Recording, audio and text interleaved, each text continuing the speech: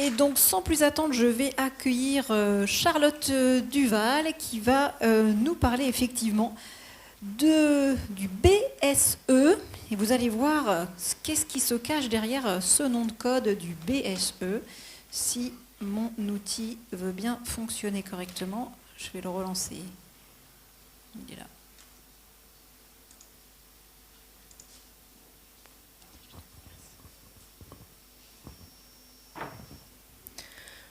Bonjour à tous.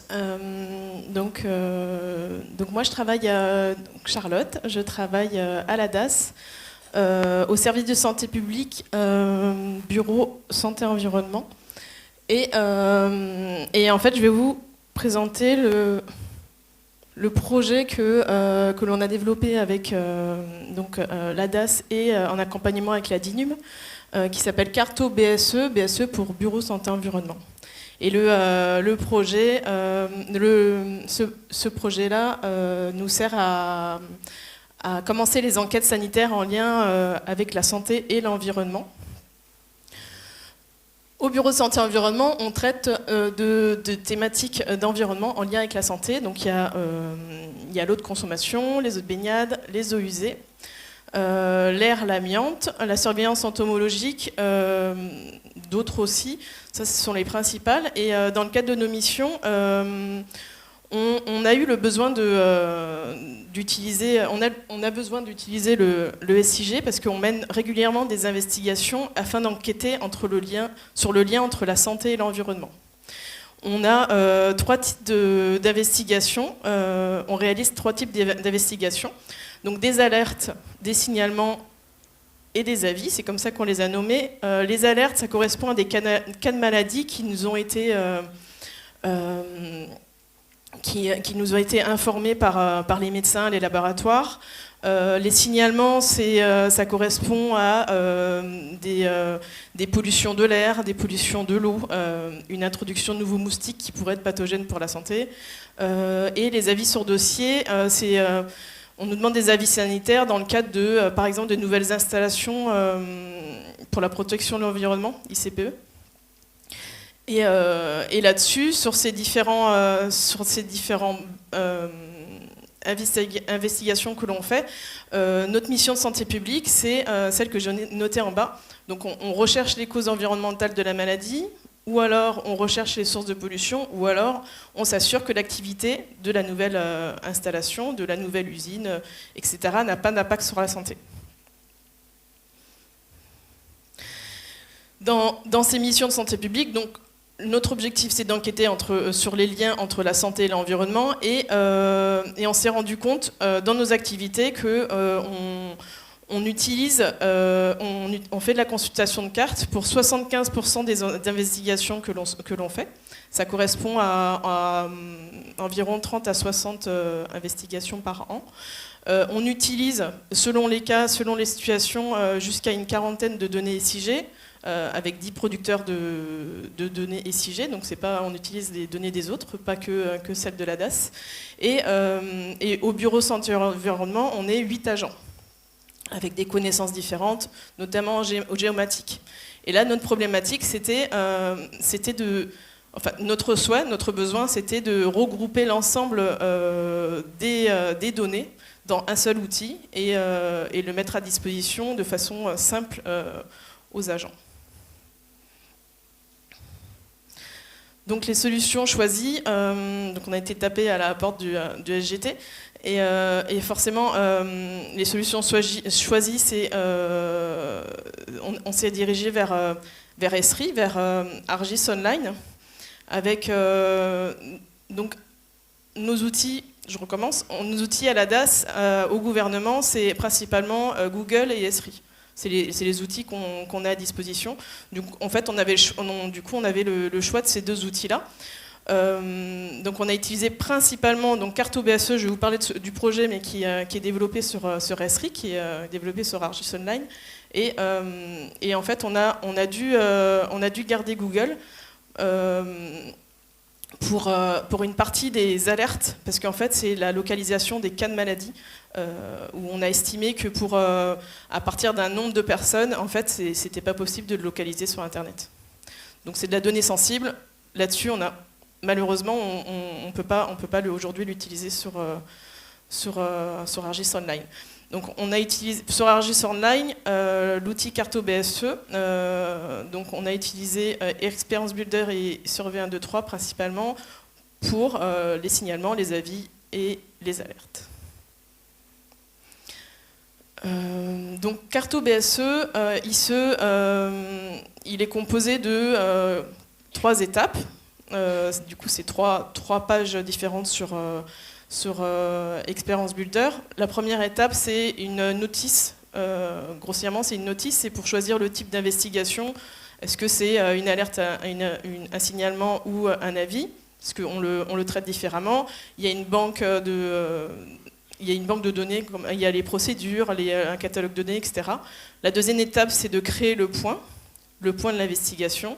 Et la troisième étape, c'est à partir de ce point de regarder l'ensemble des données autour pour pouvoir faire nos premières investigations. Donc c'est vraiment un outil interne au BSE, à la DAS. Donc ça, c'est la première page, l'étape 1. Donc je choisis le type d'investigation. C'est un style de mode d'emploi avec, on retrouve ici l'étape 1, l'étape 2, l'étape 3, avec un lien vers les différents outils en interne de notre service. Et ici, un logigramme pour savoir, selon le type d'investigation, est-ce qu'on va directement poser un point dans Esri ou alors est-ce qu'on reste dans les outils Google? Deuxième étape, l'objectif, c'est de localiser le point, le repère. Là, on a utilisé simplement parce que l'utilisation est simple. Survey 1, 2, 3 pour créer le repère.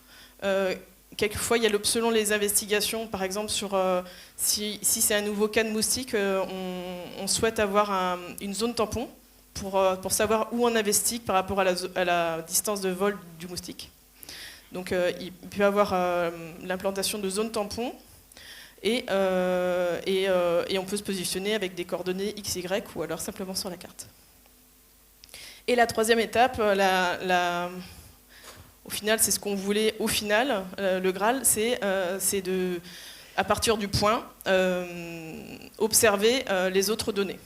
Donc à l'intérieur, la quarantaine de données qu'il y a dans l'outil, il y a des données qui concernent l'exposition de la population, des sources potentielles de pollution, et il y a aussi des informations sur l'environnement en général. Pour l'exposition de la population, il y a les lieux de vie de la population avec l'ISée, par exemple, les lieux de baignade en mer, en rivière, les centres de loisirs nautiques, les écoles, les maisons de retraite, les zones d'alimentation en eau potable, etc. Sur les sources d'alimentation, sources de pollution potentielles, on a les ICPE, les installations classées pour la protection de l'environnement, mines, carrières, la présence d'amiante environnementale. Et au niveau de l'environnement, on peut s'intéresser à l'emprise d'une rivière, par exemple. Et je vais vous montrer, on va se balader dans l'outil. Ça, je vais vous montrer plus facilement. Oui.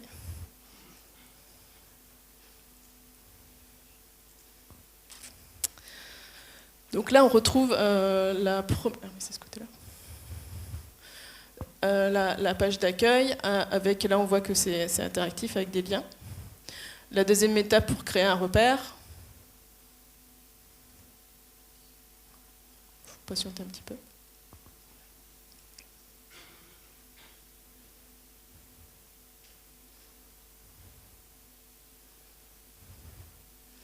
Avec, pour ceux qui connaissent, quelque chose d'assez simple, un formulaire avec des choses qui s'ouvrent quand on a besoin pour remplir les champs et du coup ce qui composera la table attributaire ensuite. Avec, voilà, en gros quoi. Ensuite, le point, on valide le formulaire, le point est créé ici. Et là, on retrouve, là c'est les différents points qui ont été créés. où j'ai fait des tests pour masquer ce qu'on avait stick quand même, parce qu'on a dit que c'était de la donnée sensible. Donc on clique sur un point, ça zoome sur la carte, et ici on a accès à l'ensemble des données dans des onglets. Donc par exemple ici, donc on est sur Wigwa, on peut se poser la question.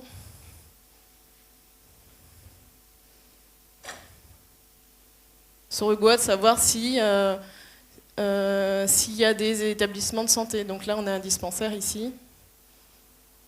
On va pouvoir le contacter si besoin.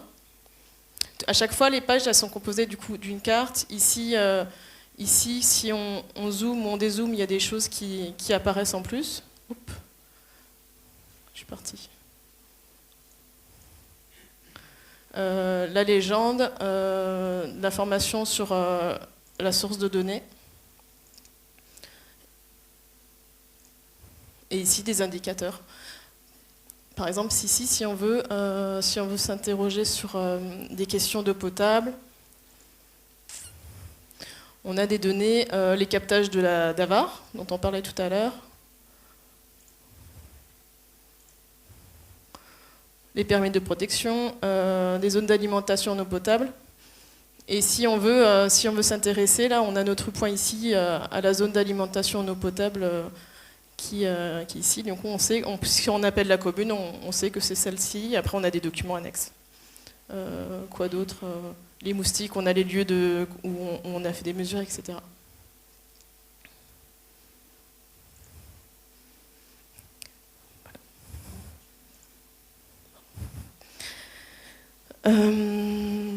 Donc ça, c'était l'outil Carte BSE qui nous sert beaucoup dans nos activités depuis plusieurs années, parce qu'il y a des données qui sont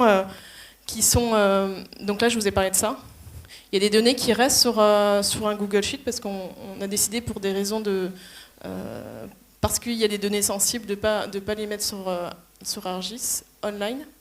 La DINUM nous a fait une centralisation des données sur BigQuery, où on a regroupé les données sur Google et les données sur Esri, et à partir de là, on peut, parce que c'est aussi notre objectif dans tout service, de pouvoir travailler sur des analyses, sur des regroupements, etc.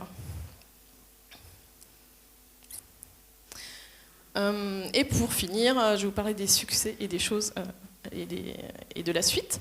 Donc pour les succès, classiquement, on a utilisé l'outil, déjà premièrement, vraiment en interne.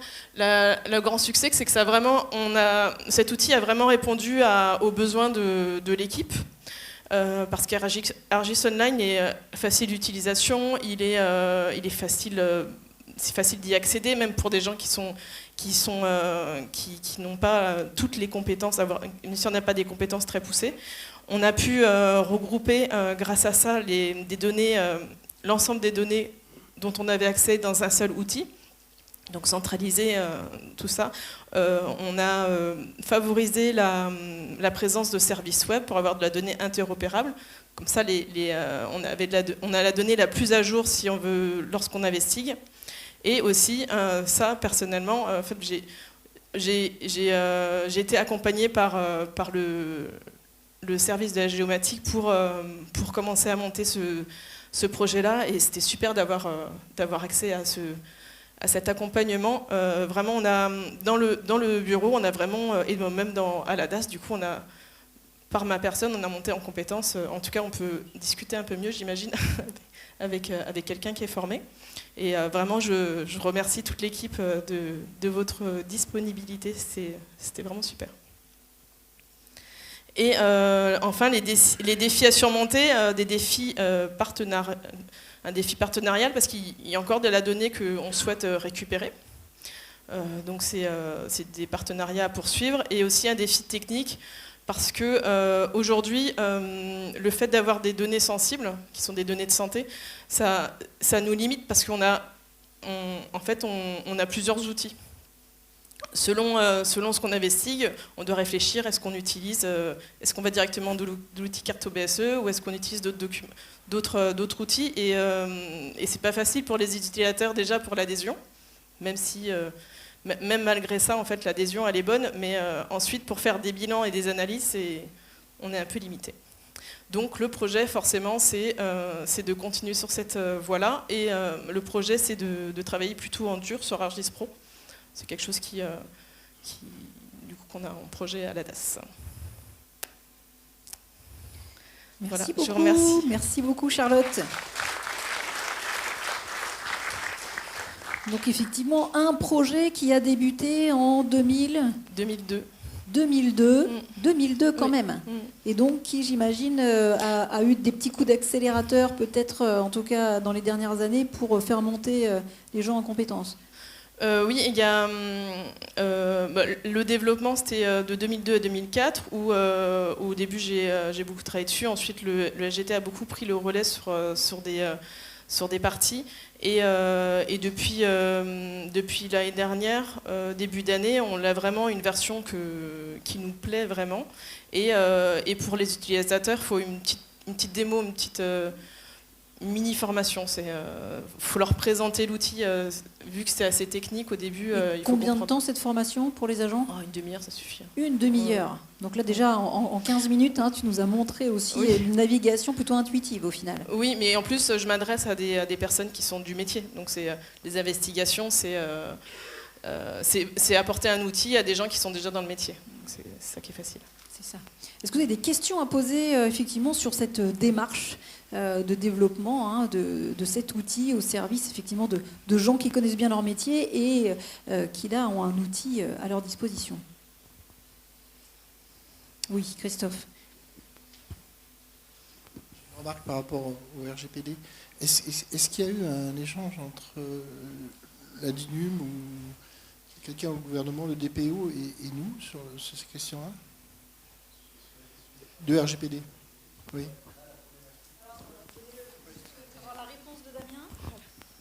Il y a effectivement un DPO au gouvernement de la Nouvelle-Calédonie. La problématique particulière sur ce sujet-là, c'est que ce sont des données de santé. Les données de santé, c'est hyper sensible, comme tu le sais. Donc on a essayé de trouver des stratégies qui restent dans le cadre avec le DPO, bien évidemment, tout à fait, dans un cadre qui reste légal.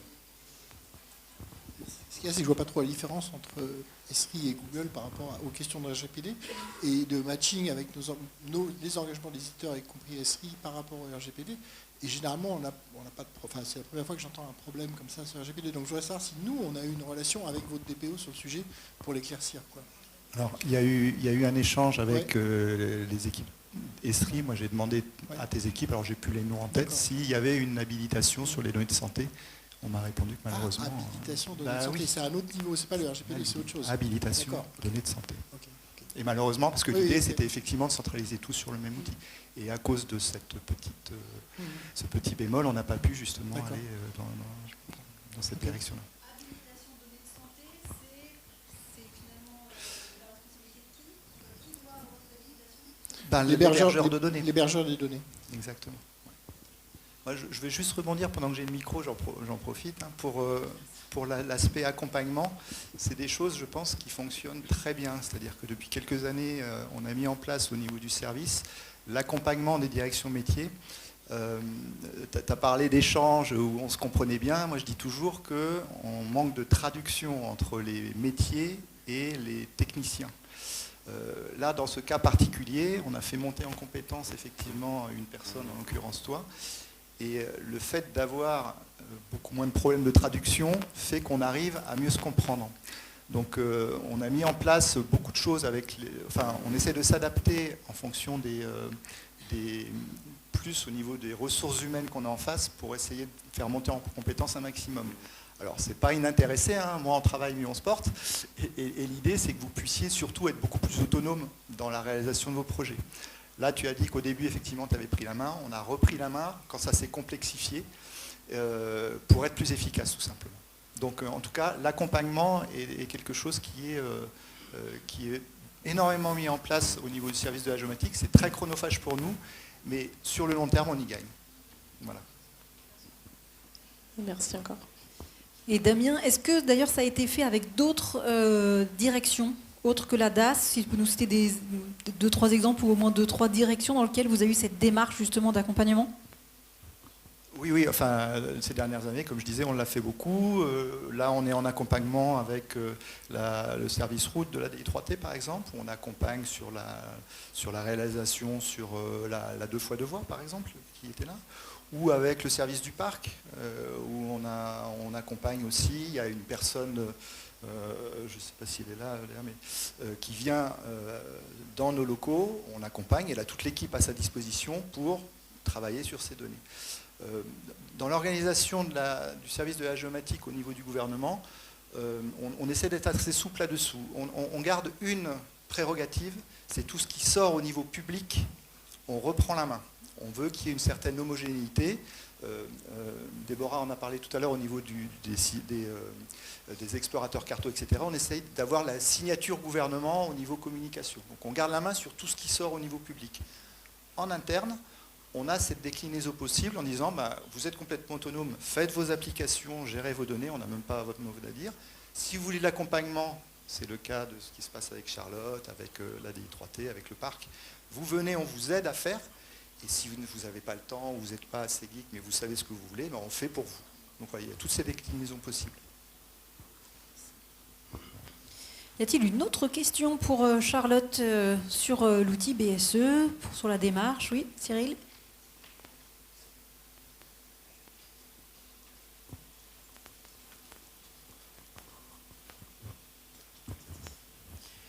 Merci Charlotte pour la démo. La question que je me pose aujourd'hui, c'est si demain on était à nouveau confronté à une crise sanitaire majeure, qu'est-ce que cet outil amènerait et qu'est-ce que ça apporterait au pays, ce type d'outil? Merci pour ta question. Ça dépend de la crise. Ça dépend de la crise. Là, c'est un outil qui se veut à santé-environnement. Donc il faut que l'environnement ait un lien avec la santé. Comme les émeutes, oui, on s'en est servi par exemple de cet outil-là. Mais si c'est une crise Covid, non, ça ne servira pas à grand-chose. Là, on utilise d'autres outils en interne de la DAS, parce qu'on a plein de métiers à la DAS, on a aussi des épidémiologistes. Et l'outil qui est utilisé pour faire le lien entre les personnes, identifier les clusters, c'est GoData. Donc c'est plutôt, si un jour on veut faire de la carto sur les maladies, on va utiliser les données qui sont de GoData pour l'utiliser sur ArcGIS-Pro. D'ailleurs, il me semble qu'il y a un pont avec cet outil-là.